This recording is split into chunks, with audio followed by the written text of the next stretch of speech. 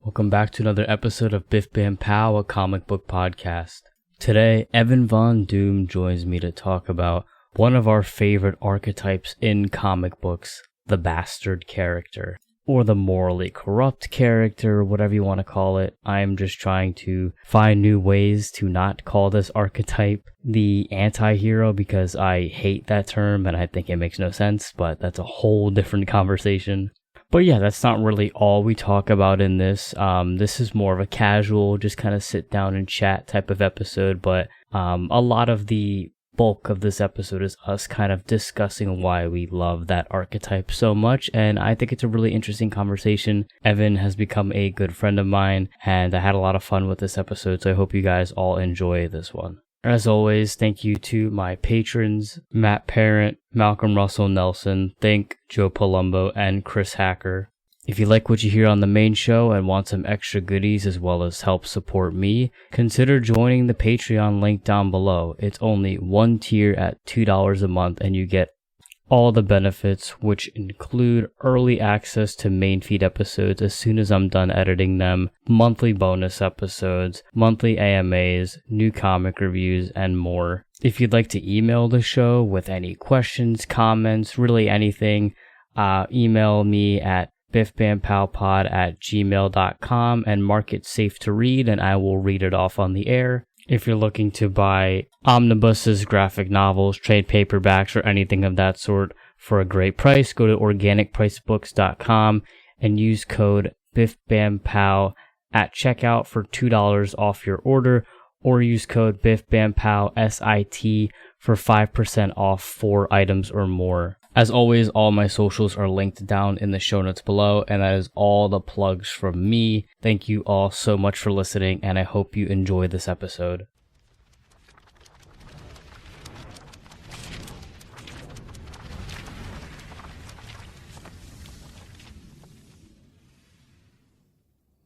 All right, Evan, welcome to the show. How are you doing? Doing great, Gianni. How you doing?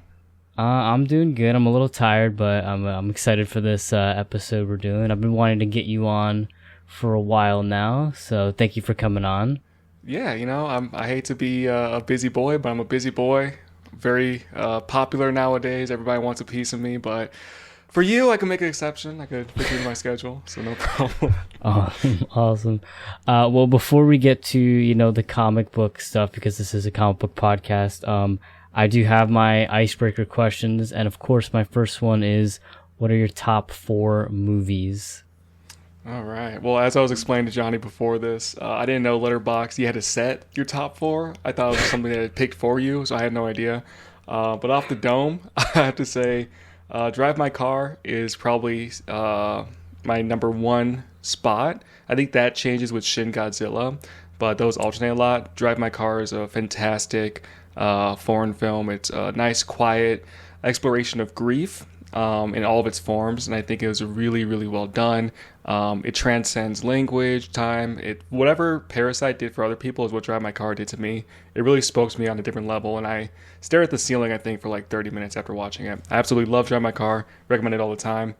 Everyone knows Shin Godzilla. I love Shin Godzilla. I think it's a fantastic modernization of the character and still capturing the same feelings and themes, where in the original Godzilla you had this feeling of togetherness coming from after World War II. Now you have that after the tsunamis that were hitting Japan prior to the filming of this film.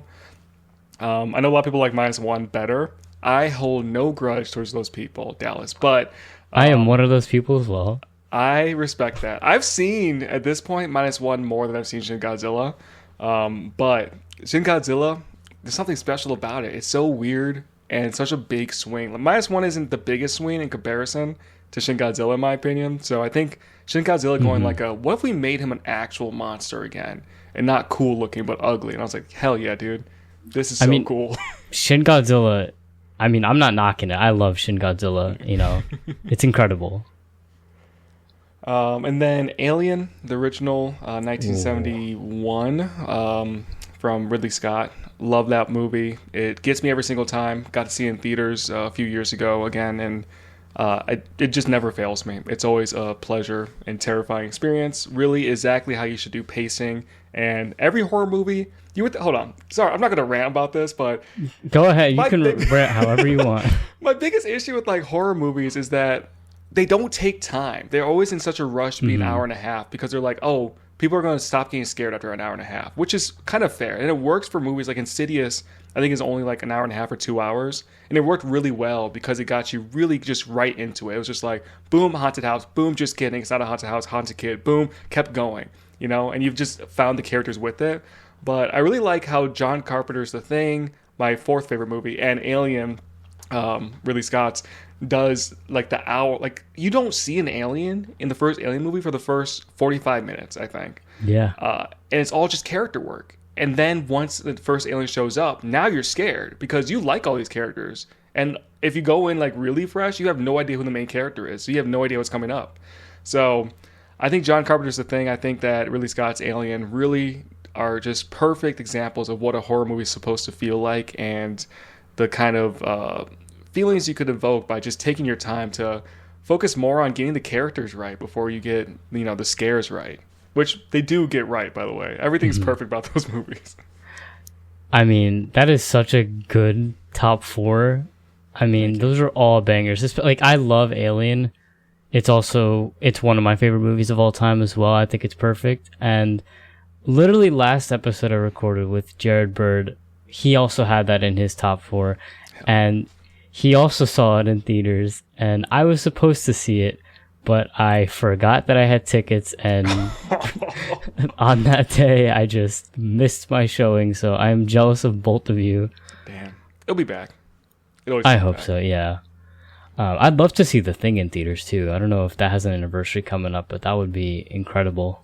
That would be cool. That's one that I missed in theaters. It went to a local theater, but it wasn't like a real theater. It's like they kind of put a projector up in a kind of almost little venue area, and they have a screening. So I missed it that time, but I never got to see it in a real theater yet. So I've also, as soon as it's there though, me and you were there immediate day one.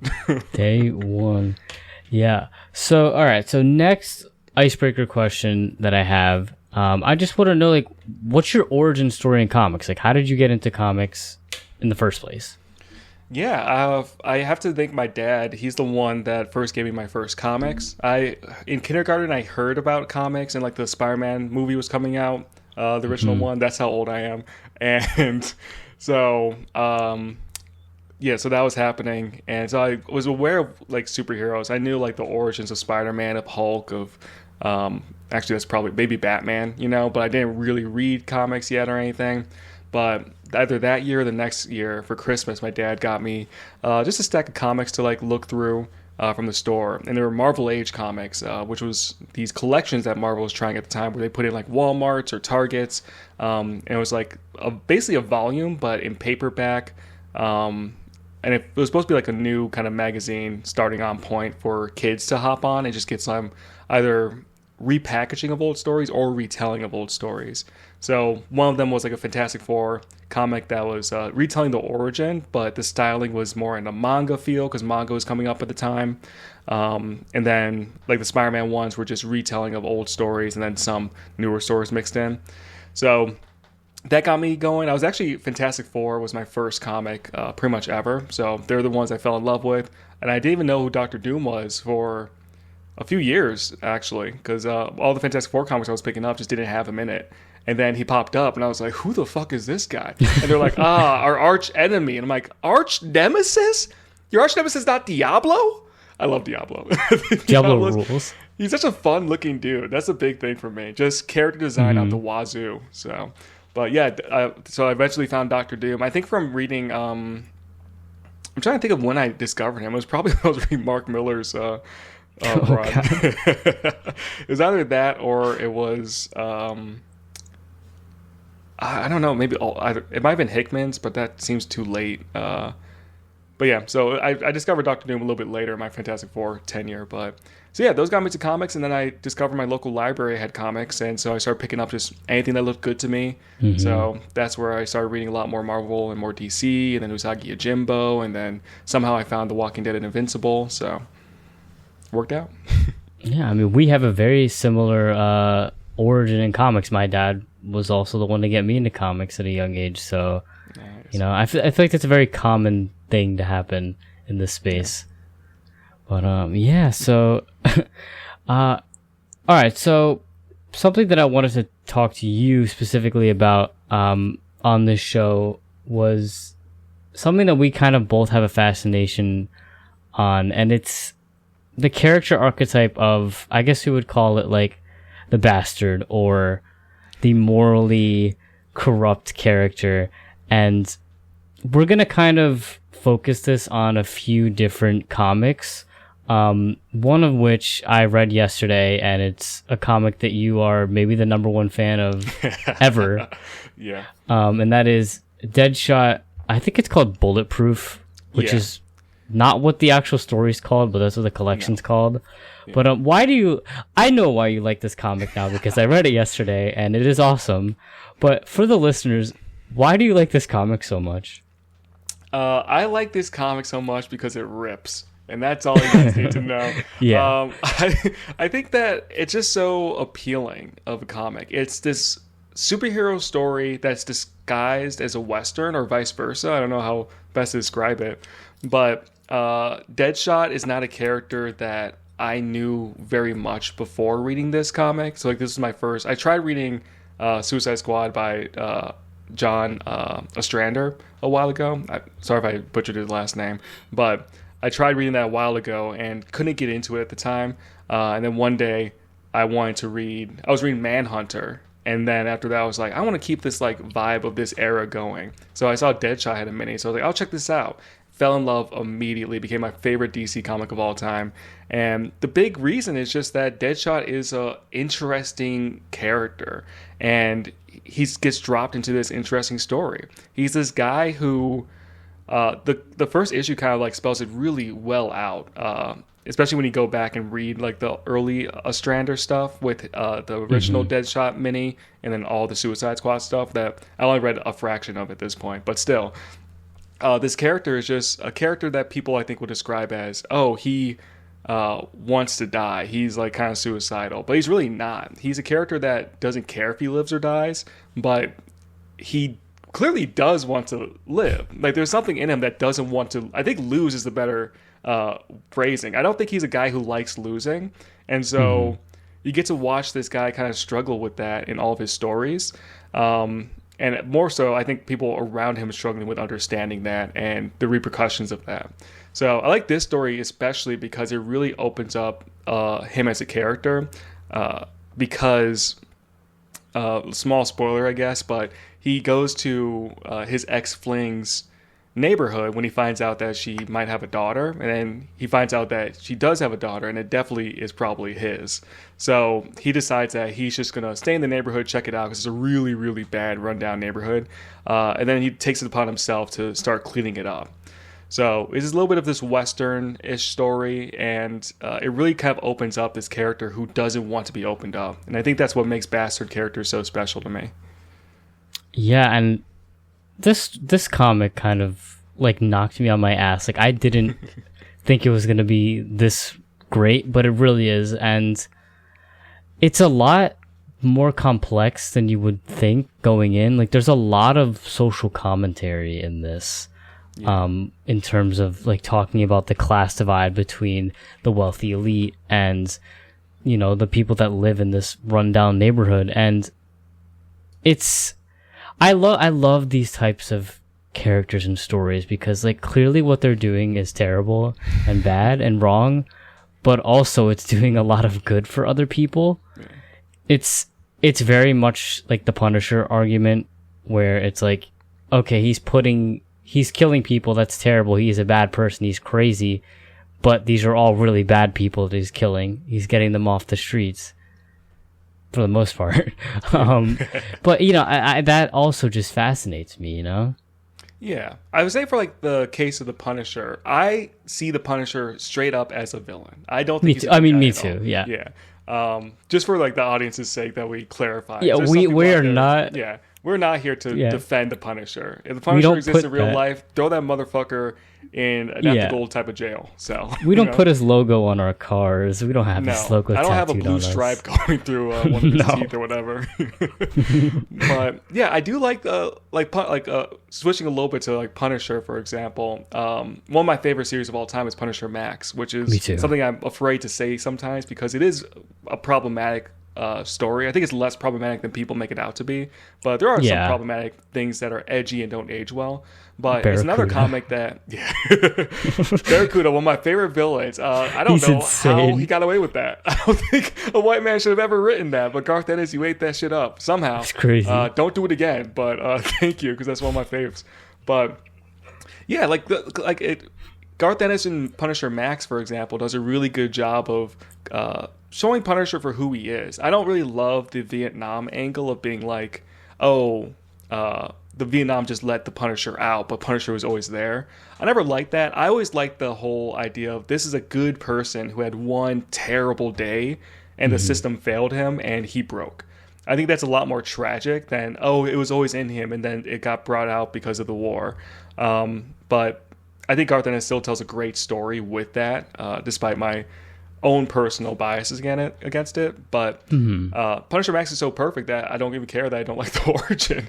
And he just takes his time telling the themes. He never excuses the Punisher's actions, which I feel like a lot of 616 comics go out of their way to try to be like, yeah, the Punisher's a bad guy, but isn't he just like you and me? No, he's not. No, he's not. That's why he has his skull on his chest and is shooting people, and I'm an engineer. I mean, I do really like the Vietnam aspect of Punisher Max, but I do agree, like, to me, I like both versions equally of, like, this was just a guy, like a normal guy who just so happened to be a veteran that came home and had this tragic thing happen and it broke him. But then I also really like this guy's always been crazy and he was already like this in Vietnam, but then when he came home, losing that family broke him even further. I think both are really interesting, and like I agree that Garth Ennis does such a good job. Like, I don't think that would work in the regular Marvel universe, that he's always been the Punisher. I think that his original origin is much better in that sense, but I think it really works well in Punisher Max because Punisher Max is essentially just a creator-owned independent comic. Like, you could basically, if his name wasn't Frank Castle and he didn't wear the skull, like, it would just be Garth Ennis doing whatever. Yeah, he got a lot of freedom there, and I'm glad he did, because again, like, the stories that are told are touching up on a lot of different things that were happening and still are prevalent, like America, in terms of violence and crime and everything, and racism and brutality in the justice system and intolerance in the justice system. So it was very much a open book on not just Frank Castle as a character study, but also America as a character study. So I thought it really worked, and surprising how clear, because a lot of times you get writers coming in, like, I'm not trying to throw anyone under the bus, like, but I love Cy Spurrier, one of my best friends. That's not true, but still a homie, I'm sure. But like, his Constantine Dead in America was good, but also a lot of the stuff that he was talking about for that he was trying to, like, knock on America's door, be like, hey guys, look at this. I was like, yeah, we already knew all this stuff. Like, it's like the first issue being like the first surface level is a great terminology for that. Because, like, the first issue is like this black guy being profiled by a police officer and almost getting shot, and I was like, oh yeah, I've been seeing this story, one, in my own life for the past 29 years, but also in comics and movies and TV shows since Obama was president, because that's when it became a hot, like, finally, like, in the front center again. So it felt very surprising how surface level it was in that story. And that's what I feel like for a lot of times people try to do these stories. Like, every time Tom Taylor opens his mouth, I'm always just like, oh yeah, dude read a Twitter article one time and now it's everyone's problem. Awesome. Love that. Yeah. We won't get into that. We have a mutual... I could. No. I mean, yeah, I don't want to burn any bridges. Sorry, yeah. Tom, Johnny loves you. Let me be clear. You're a very nice guy. Yeah. No, Tom Taylor's a very, very nice guy. Yeah, Tom Taylor's a very nice guy. Yeah, me neither. Very nice guy. Yeah. Not a fan of your writing, unfortunately. Yeah. But. All love, brother. But, yeah, but Garth Ennis...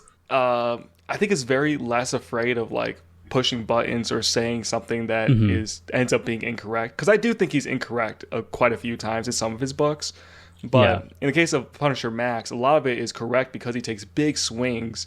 And I'm just surprised at how someone who's not American was able to now analyze that so well. Especially someone just being just a comic creator is like some downplay of what someone can do with research and knowledge. But with the amount of work that goes into creating a comic, it's always surprising whenever the creator is also able, not just willing, but able to nail deeper subtext on the level that Garth Ennis was able to.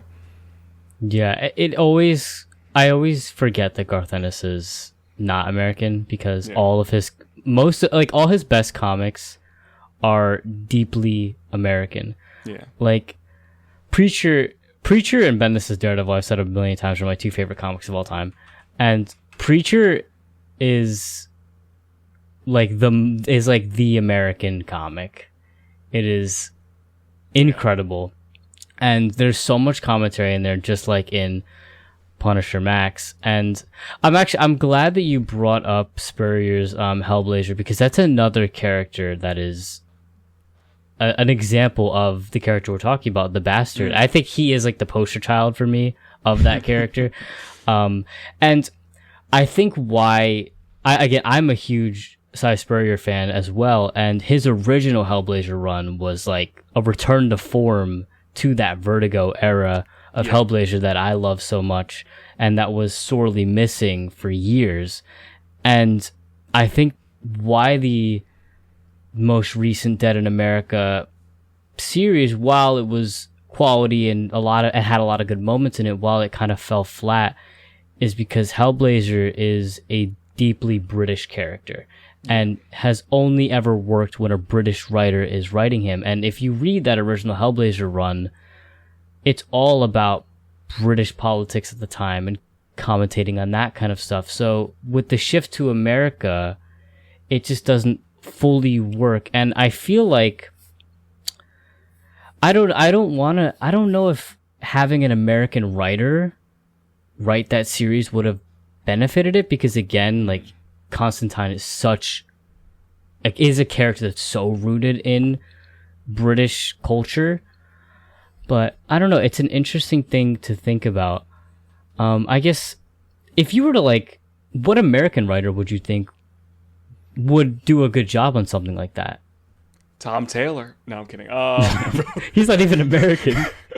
Yeah, sorry. Yeah, he's Australian. I always forget. Yeah, I don't know. I think like the people would say like easy answers like Al Ewing or something. I kind of think Al Ewing. He's not American either. Al Ewing in my head is so American and so black. Like I can't. Did I ever tell you that story?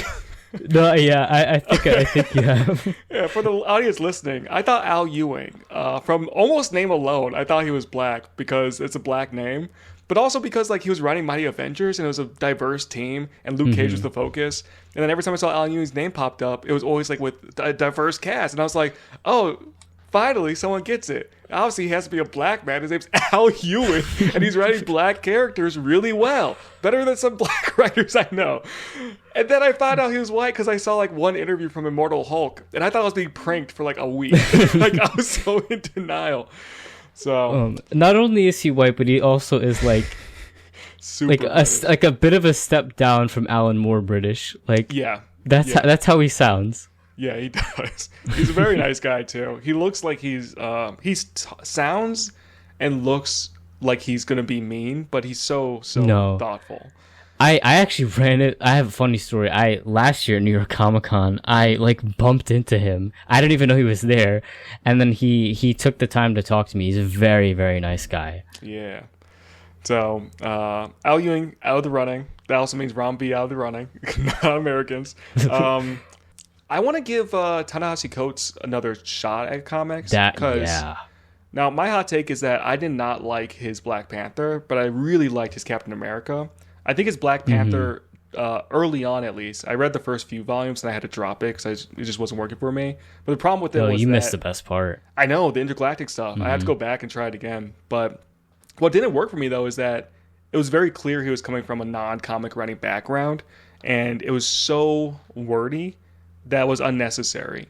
Like, it wasn't prosy, it was just wordy in the beginning. And I know by his Captain America, it gets changed up, where it's a lot more understanding of the medium, how to use impact with your writing in shorter constraints, and also letting the art speak for itself a lot more. So I do want to give it another shot because I did like that Captain America run. It's no Rick Remender, but it's pretty good. And I'm just going to keep taking shots at just random people I respect and like. We're burning bridges today, guys. This episode is burning bridges with Evan Von Doom. No, all respect to Coates, obviously. I love his books. Oh, yeah. But, yeah, so I think I would have to go with him. I think he would do a very, very good, insightful look at America through Constantine. I think he also could... I think he probably has a good understanding of how to write a bastard character, too. So that's my hot take of the day. Give it to Coates.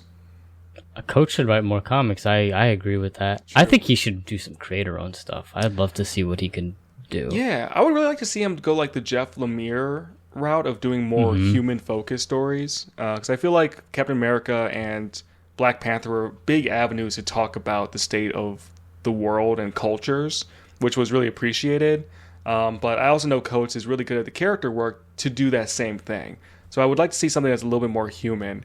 And instead of where Lemire does like human for the sake of humanity, seeing Coates do something that's more human for the sake of the culture would be a very interesting juxtaposition. Yeah. I honestly, I don't know. Is Jeff Lemire American? He's Canadian. Okay. I think he's Canadian. I think he's Canadian. I think he's Canadian. He seems Canadian. Honestly, I was gonna say, I don't know. I honestly, it's the most Canadian job. Yeah. Honestly, all his books feel Canadian. Like those do not feel like American. Like the setting just doesn't feel like American stuff. Yeah. I mean, Sweet Tooth is about Yeah.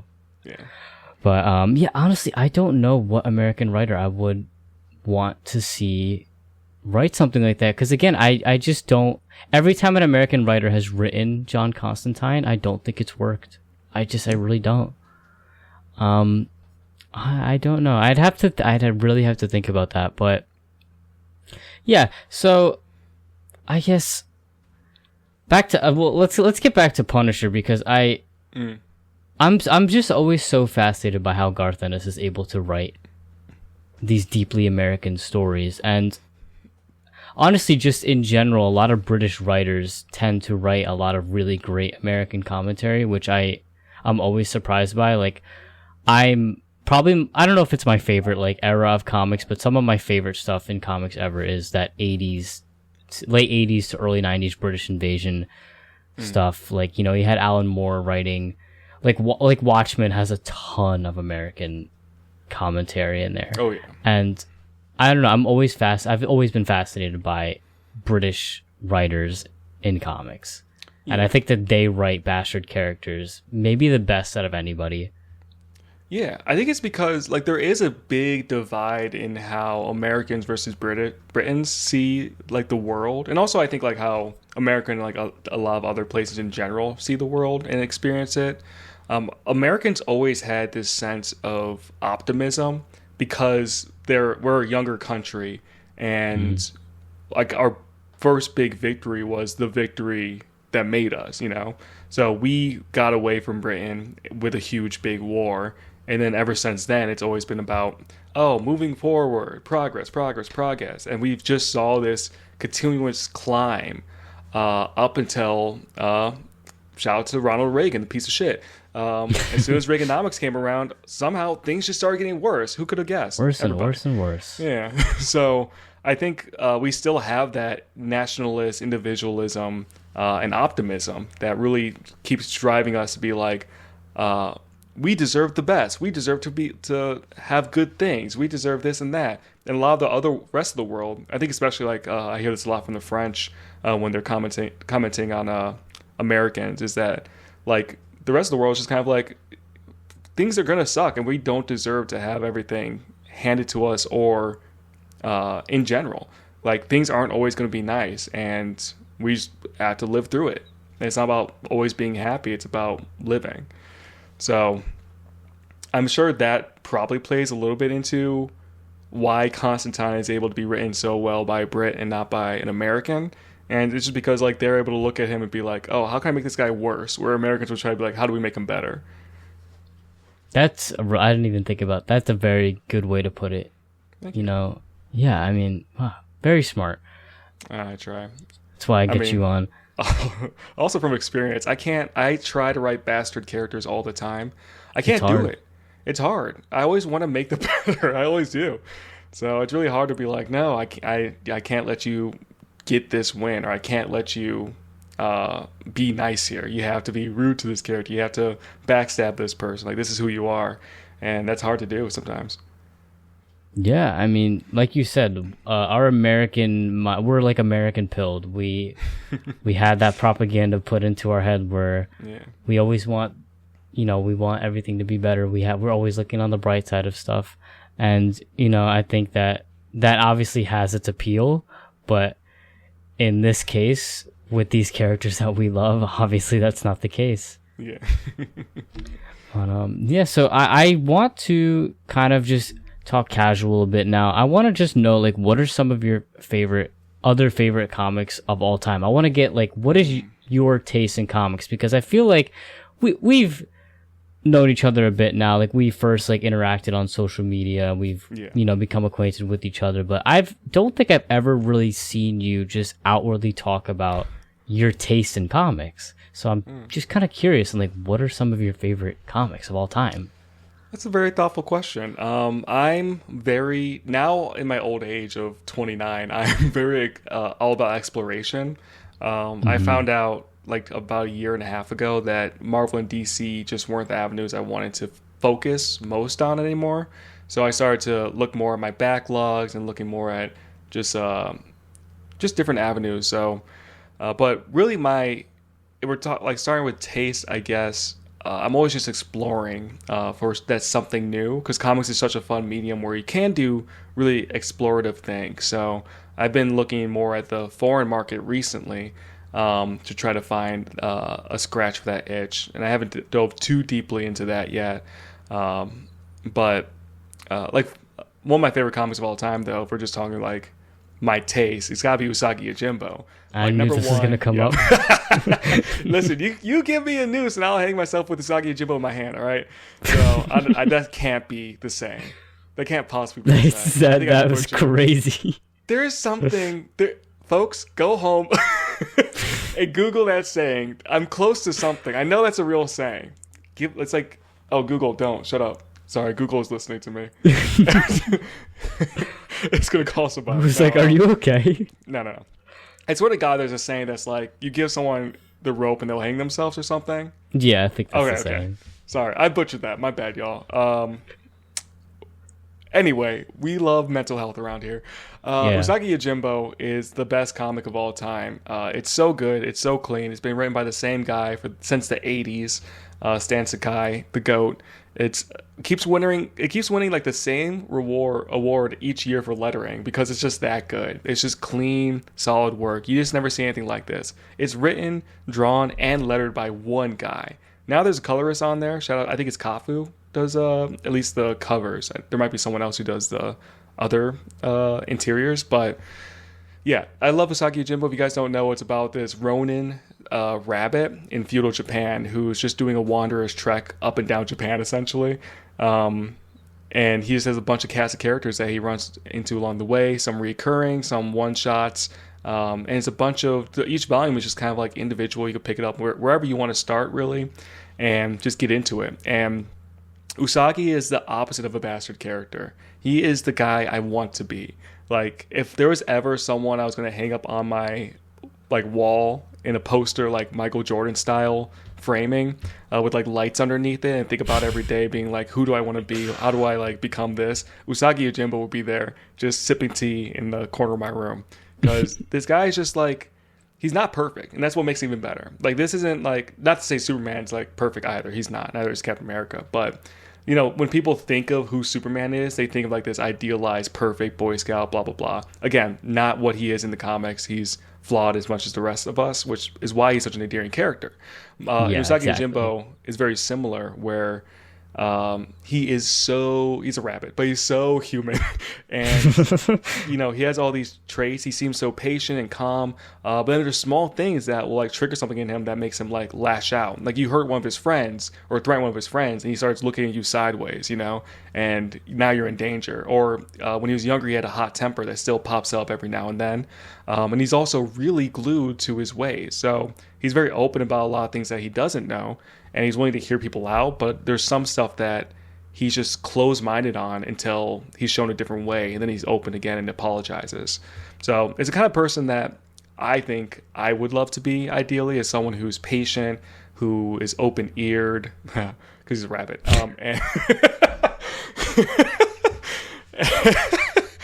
and someone who's like really disciplined and really dedicated to what they believe in. So I love Usagi Yojimbo. I think it's opposite of a bastard, where bastard is a cautionary tale, somewhere where you can see humanity in and learn a little bit about ourselves still, but also be like, that guy sucks.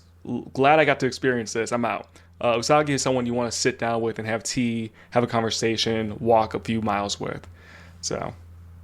Mm-hmm. that open ear joke was so bad. Oh my god. What? You have me. I'm like dying right now. That was so bad. Listen, I take them. No, I love like a really good bad joke. That always gets me.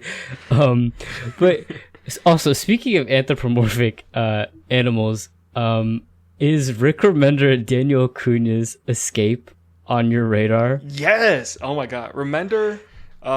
There's like a few like authors that are my favorite that I'll always pick up their book, even if it Remender's takes like 10 up years. there for me. Yeah. Remender might be my number one. I love Remender. I love Jeff hasn't Lemire. missed. He hasn't missed. I think me, you, and Dallas are like Rick Remender's number one like fans ever. Yeah, us and maybe Malcolm. Malcolm loves his Captain Malcolm America too. Malcolm loves Rick Remender. So like, shout out to Malcolm, shout out to Dallas, shout out to you. Remender is that guy. He's so good. I think the only one that I haven't read that I know I won't like is Scumbag by Remender. It's like a guilty pleasure. Yeah, I can see that. So I'm just going to not waste my time. But I'm behind on Remender right now. I haven't read Grommets yet. I'm behind on Sacrificers. And I haven't started... oh, shoot. What's that other new one? Seasons. Season. I was going to say, it is so good, yeah. It looks so good. So I'm really excited to catch up on those. And same with Jeff Lemire. Jeff Lemire, I'm behind on like Fireflies. And I just read the first 2 volumes of Long Long Road. Is that what it's called? Phantom Road, right? Phantom Road, yes. With the Vision guy, I can't remember his name. Yeah, Mm-hmm. Gabriel. Yeah, him. Or other. Sorry, all due respect, fucking fantastic. I picked up the book so quickly because of him. But yeah, oh my god, these are writers that every single time they drop something, I'm just like, woohoo, excited just to jump in. Mm-hmm. I mean, yeah. You haven't started Minor Arcana yet? From Jeff Lemire? No, that was one that one's good. I knew it was going to be a long run, so I was thinking about waiting to binge and then going monthly after that. So I was going to wait like probably for 2 volumes, I think. It's on, but it's doing volumes weird. It's doing like 4 or 5 issue volumes instead of 6 issue volumes. Yeah, I think volume 1 was 1 to 5, and then issue 7 just came out. So issue 6 was like a standalone kind of like issue, and then 7 starts the new arc, which it's getting real good now. Okay.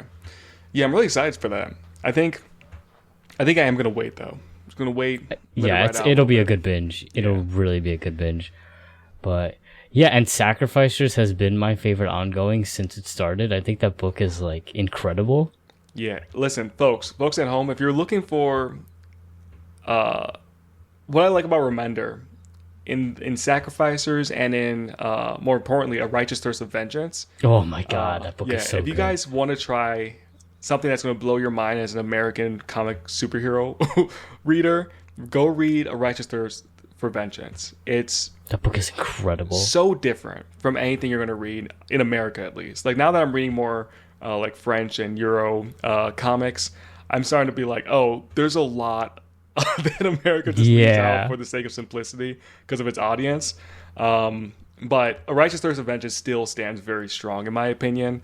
And what I like about it is that it does not hold your hand. That and The Sacrificers just drop you into their worlds, and it's just kind of like, all right, you're here, so follow along, and you have to like pick it up as you go. And it makes the journey so much more interesting. So I would say that if you like Korean thrillers, like crime thrillers or spy thrillers, I would say go check out A Righteous Thirst of Vengeance. If you like something more similar to in the fantasy realm of like Dune, I would say go for The Sacrificers.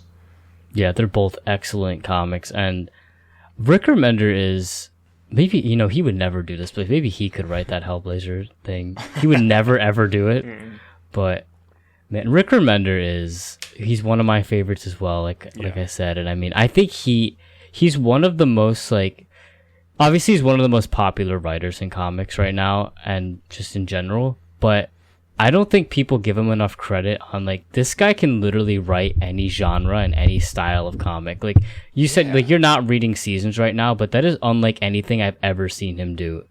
Like it is straight up like a love letter to like Tintin and Studio Ghibli movies. Like it is insane. Every single one of his books is completely unique, but you could still tell that it's Rick Remender writing it. Just an insane talent. Yeah, it's interesting how much of there's something Dallas said to me a few months ago that really stuck with me, is that like a lot of writers in America for comics don't have a voice. Like you can't tell for a lot of comics who's writing it, with like some exceptions. Like I think like Kelly Thompson has a really strong voice.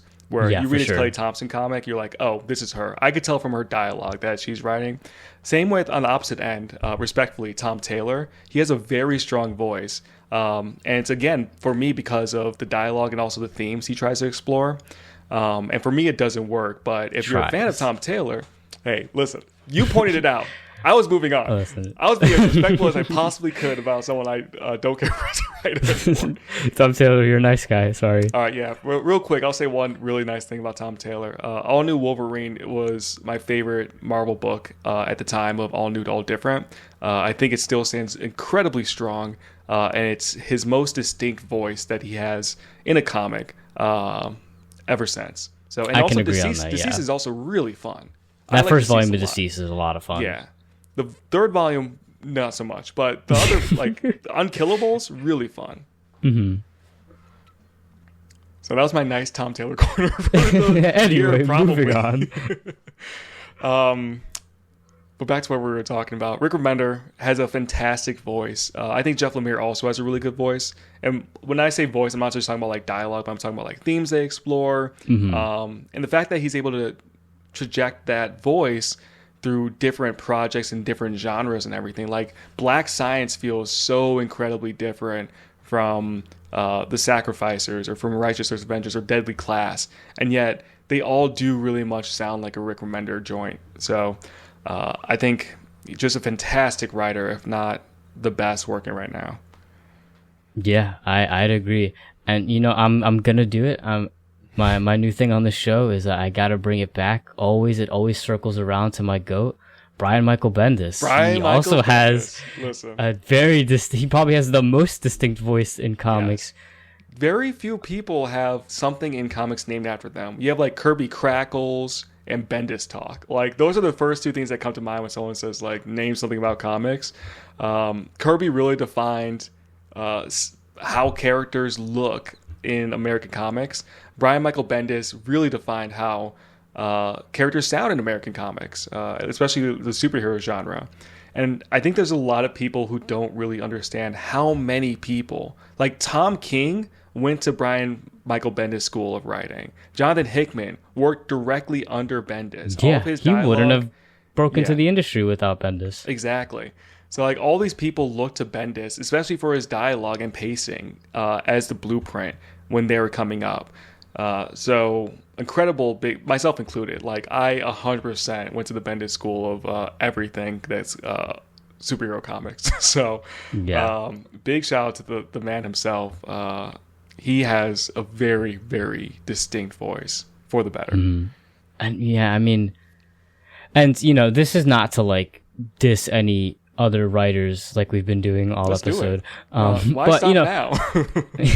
you know, like, I think people, like, a lot of people tend to take the wrong lessons from Bendis speak. I think a lot of writers went to the school of Bendis, like you said, but then kind of took their own direction. Like Hickman now, or even just Hickman when he started, you know, writing comics, you could tell like he was very much inspired by Bendis, but it is not the same style of writing at all. But I think a lot of people that try to mimic Bendis speak kind of miss like the point of it. Like why Bendis speak works so well is because it is realistic sounding dialogue that you could hear yourself saying and hear your friends saying, but it also moves the plot along without you even realizing it. Like it'll hint at things that'll come like 30 issues down the line just in like one little dialogue blurb. Yeah. And that's the genius of Bendis, like Bendis speak. And he's also just a master of pacing. He's the GOAT. He's my favorite writer. He's incredible. He is one of my favorites. To other people's defense who don't like Bendis talk, I think that sometimes Bendis does whiff a little bit and going a little overboard with Bendis talk. Like reading later issues of Ultimate Spider-Man, there's a lot of moments where I was just kind of like, okay, yeah, I get what Bendis talk is. This is not saying anything. We could have cut out. There is a 2-page splash with 20 panels. What are we doing? We don't have to be talking this entire time. Cut 10 of these down. At least 15. Take out 15. We got an extra page now. Do something with it. So I understand why people don't like it. But for me, yeah. It's because, like, reading Ultimate Spider-Man growing up, I was just... I was about 15 probably at the time when I started picking it up for the first time. And I'm looking at this 15-year-old character who is talking how I talk. Like, he was stumbling over his words. He was trying to say something, and people were misconstruing it. And he was getting frustrated and angry and storming off. And I was looking at this character and being like, he's just like me for real, for better and worse. So it was really like, Bendis talk really helped me connect with comics early on because... especially in an industry where everyone's white on the page for the most part, those small connections really matter to a black kid growing up who's not looking for a reason to connect with these comics, but we all still need a reason to connect. And I think the dialogue was a big one for me, where I was just kind of like, oh yeah, I talk like this, or oh, I want to sound like this, or ooh, I wish I looked or acted or blah blah blah like this. So shout out to Brian Michael Bendis, he gets it. Shout out Brian Michael Bendis, friend of the show, Brian Michael Bendis. Yeah, bestie of the show. My best friend of all time. We go way back.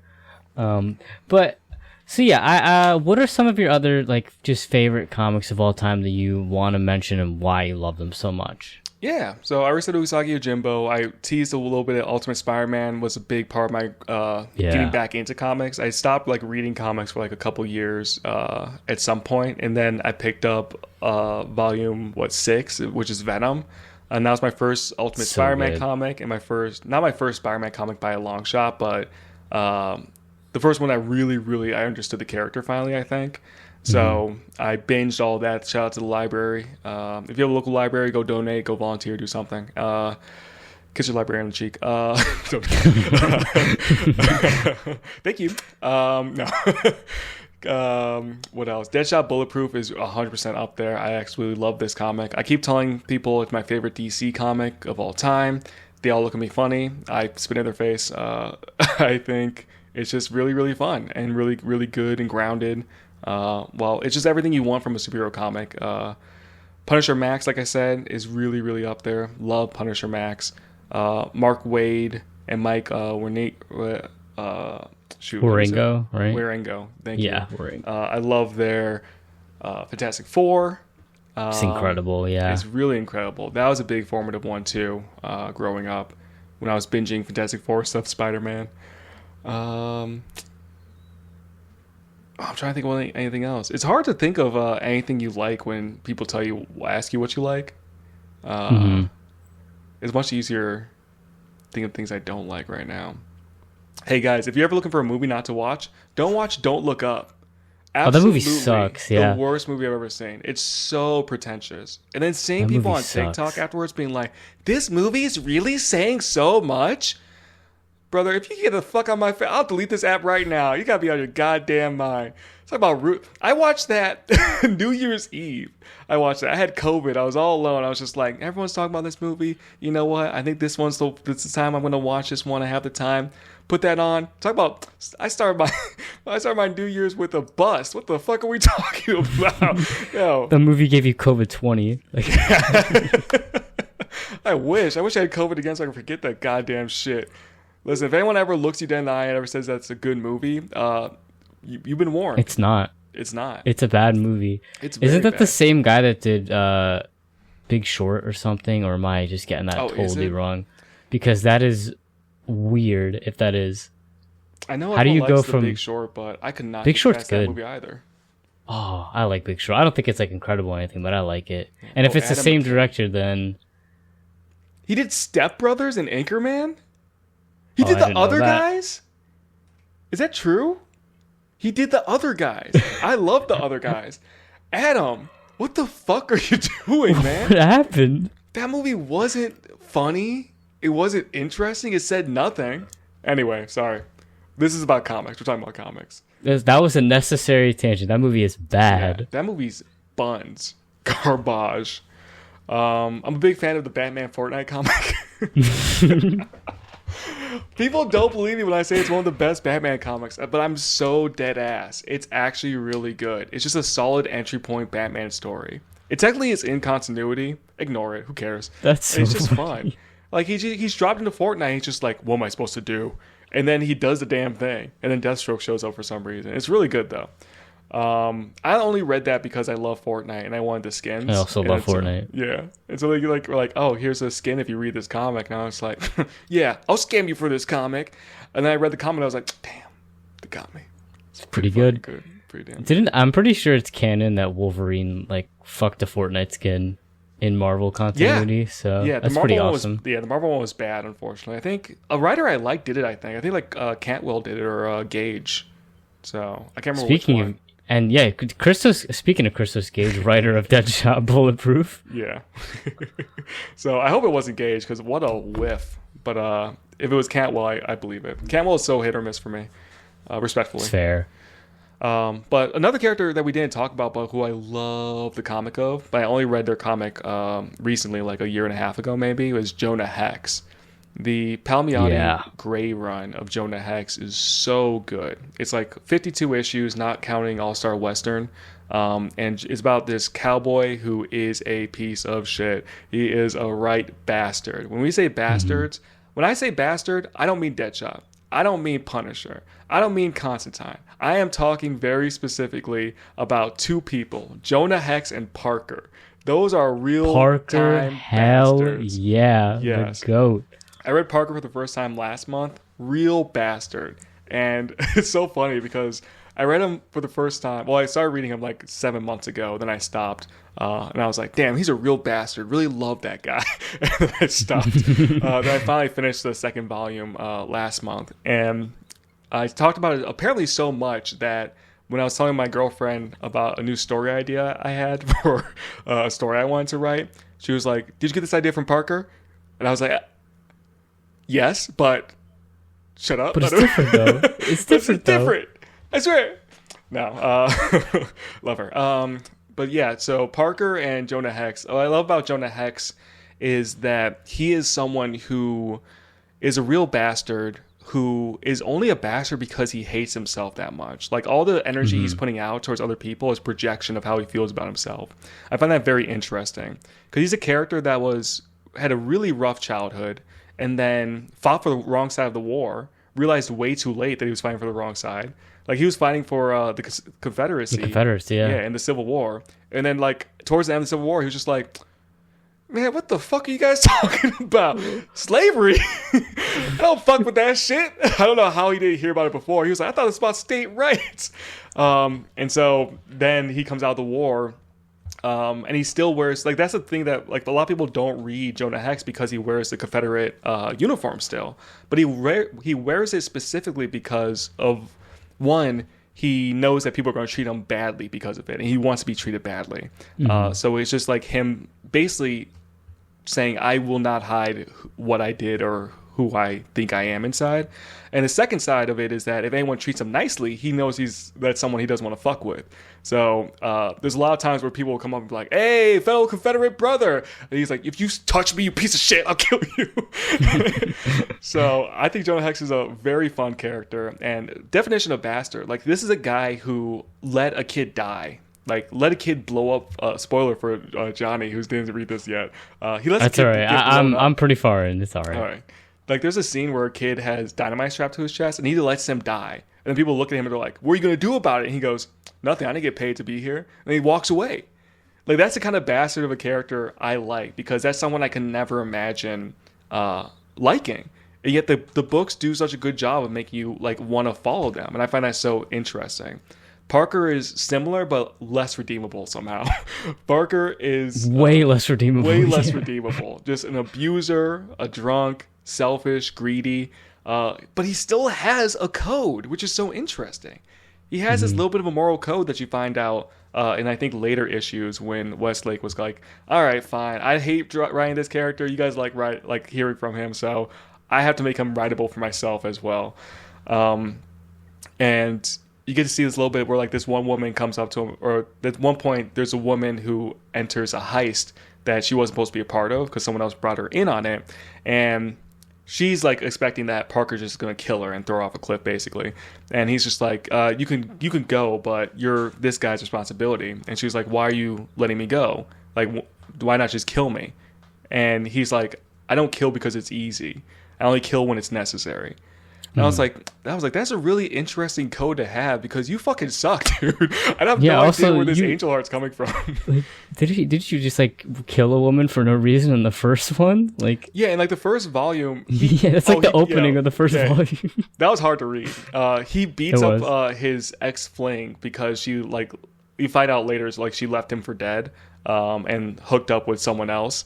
That's not me justifying it, I'm just telling you what happened. Then he gets there, beats her, and then they have sex, if you want to call it. I don't know if, like, legally I don't know what's going on. Ethically, I feel like that can't be okay. I don't think that's what was going on. Okay, sorry. So he's a bad person is what he's a bad person. No, he's a bad guy. Yeah, really bad guy. We do not condone this. And then she ODs is what happens. So he doesn't kill her, but she ODs, and he doesn't feel bad about it at all. He just dumps the body. And then, I'm sorry, we should give a trigger warning, because this is fucked up shit what he does. Oh yeah, this is Parker is an incredible like series of novels, and the Darwin Cook comics are absolutely incredible. But yeah, they're heavy reads, so yeah. So we'll stop there. But you guys should go read the book, or if that's not your cup of tea, please don't. Like, it's not worth you having a bad time over. I promise you that. Also, I want that to be my message, in case I don't have a closing message. Don't read something that's giving you a bad time. There's so many great books out there. And I think don't hate read. Yeah, don't hate read, don't hate watch, don't hate consume, don't doom scroll. I bought an e-reader recently because I'm rich, and no, poor. Hell yeah. I'm not rich. I think it's so funny to joke that you're rich every time you buy something. Like, I do it all the time. Isn't that fun? I'll buy like $90 worth of groceries that I need for the month, and I'm like, oh, money spender. Like, it's bread. I bought bread and vegetables. But yeah, so I bought an e-reader specifically so that, especially when I'm home, when I go to doom scroll, or when I'm like, oh, I'm bored right now, instead of like getting that quick dopamine fix, I can pick up a book and just keep reading something that I was already in the middle of. So, but my point is that one of the things I realized as I slowly look at my bookshelf, which has at least 50 books on it that I've never even touched outside of buying it. And then also on my e-reader now I have like already like 20 books pre-downloaded that I want to read.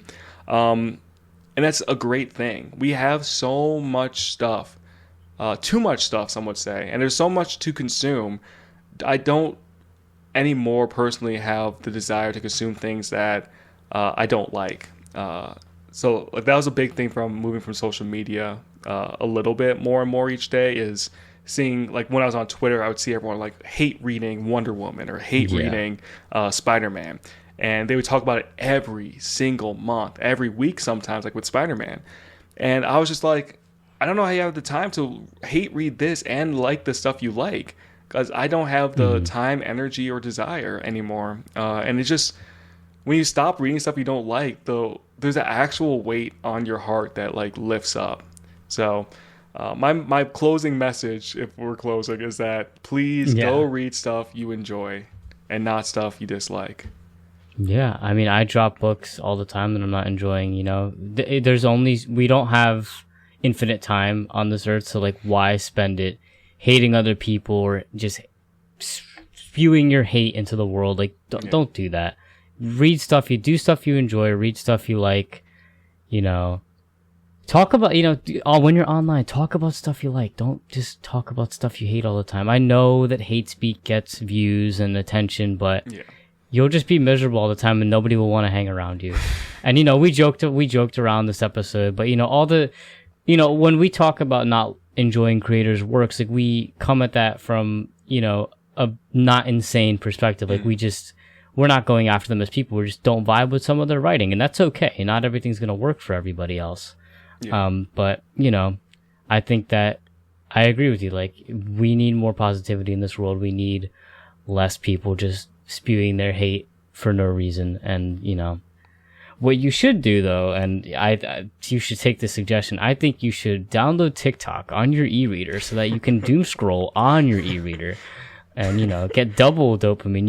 You'd be like the Subway Surfers. You have like a double screen on your e-reader of the book and TikTok. I'll cut out the middleman. I'm going to download Subway Surfer right now on my e-reader and just have that on the side while my book's not being read on the other side. Man, this book's boring as hell. This book's boring as hell. Ain't nobody running or jumping. What's about the Salem witch trial? What the fuck? I'm reading The Crucible, by the way. Awesome. I know I want to reread House of Leaves because of you. I read that in high school, and it is a crazy ass book, but I want to reread it soon. I saw I can't remember where I was, but one of the bookstores near me, they had like one of the anniversary editions, this really nice hardcover. Ooh. And I love how it says like hardcover restored color edition, because it has like one letter is red, and I just find that so yours funny. Is red? Yeah, so it was the one I read in high school was red. Oh, in the paperback color version I have, every time it says house, it's in blue. Mm-hmm.